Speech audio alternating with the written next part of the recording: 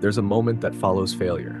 It isn't silence, and it isn't chaos. It's a kind of stillness, weighted, heavy, like gravity just remembered you exist. You feel it in your chest, in your spine, in your posture. It's not just physical, it's the weight of awareness. A realization. The world didn't end, but maybe something inside you did. That moment, that space between collapse and healing, that is where the bounce begins.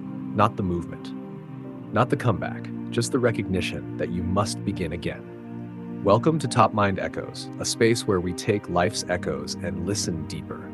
In today's episode, we explore what it truly means to bounce back, not in the motivational sense, but in the psychological, human, and transformational one. Resilience after failure. Let's move beyond the surface idea of grit. Let's talk about what comes before it: grief, loss, disorientation, and the quiet, deliberate choice to keep going.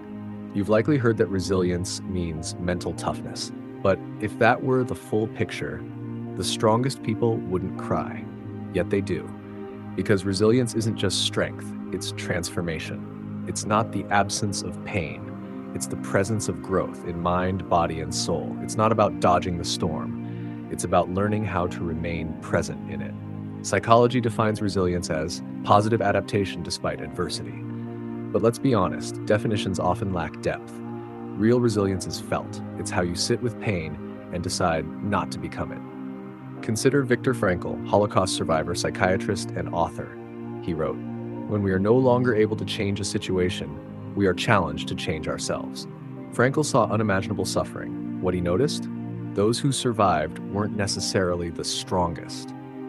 They were the ones who created meaning inside the suffering.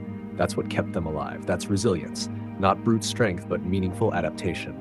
Failure wounds more than our pride. It bruises our identity. What begins as "I failed" quickly morphs into "I am a failure." And that's when the spiral begins. Failure psychologically mirrors grief, denial, anger, bargaining, depression, acceptance. But many never reach that fifth stage. Instead, they loop, caught in patterns, like that old Nokia game. Bounce. Same ball, same wall, same rhythm, bouncing, but never forward.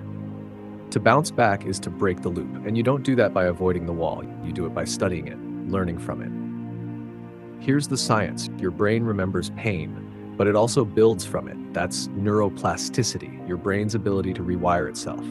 Psychologist Carol Dweck called this a growth mindset, the belief that ability can be developed through effort. When we reframe failure, it becomes fuel. But the key is emotional, because it's the emotion you attach to failure that determines whether your brain rewires for bounce or for bitterness. This is not motivational fluff. This is biology, neurology, psychological architecture. Recovery isn't driven by hype. It's constructed one emotional brick at a time. And sometimes it isn't even the failure that hurts the most. It's the love left behind, the job, the dream, the relationship. They end, shift, disappear. And we're left holding love with no direction to send it. You ask, was I not enough? But heartbreak isn't a verdict. It's evidence that you were open, that you cared. Alain de Botton once said, "One person's heartbreak is another person's coming of age. Let your pain teach you, but don't let it define you. You can grieve and still evolve." Maybe you lost the job, maybe the dream shattered, maybe your best effort was met with silence. The truth?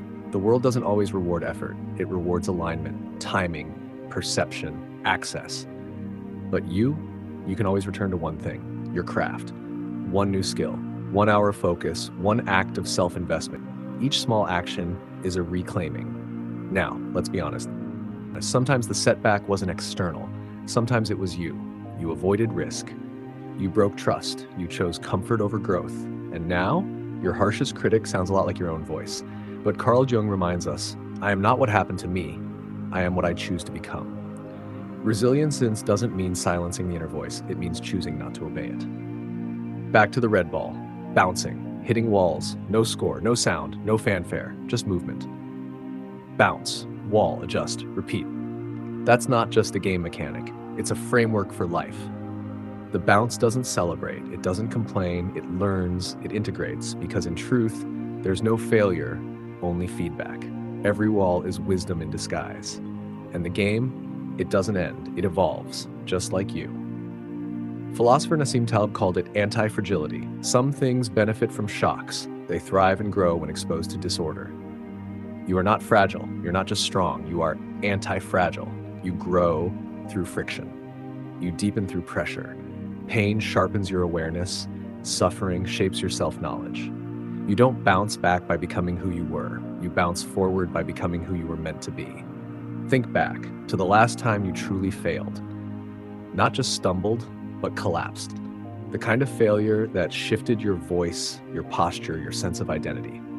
Now I'm the red ball, still bouncing. Not because it's indestructible, but because it doesn't have to be. It just keeps moving. There is no game over, only bounce, wall, adjust, repeat, rise. Let that echo. If this resonated with something quiet inside you, don't keep it to yourself. Share the echo. Someone else may be stuck, looping. They might need this moment. And if you're ready to think beneath the noise, to ask deeper questions, to explore what it means to live, learn, and rebuild, follow Top Mind Echoes. We're not here to motivate you. We're here to remind you of what you already know. The walls were never the end. They were direction. Let that echo.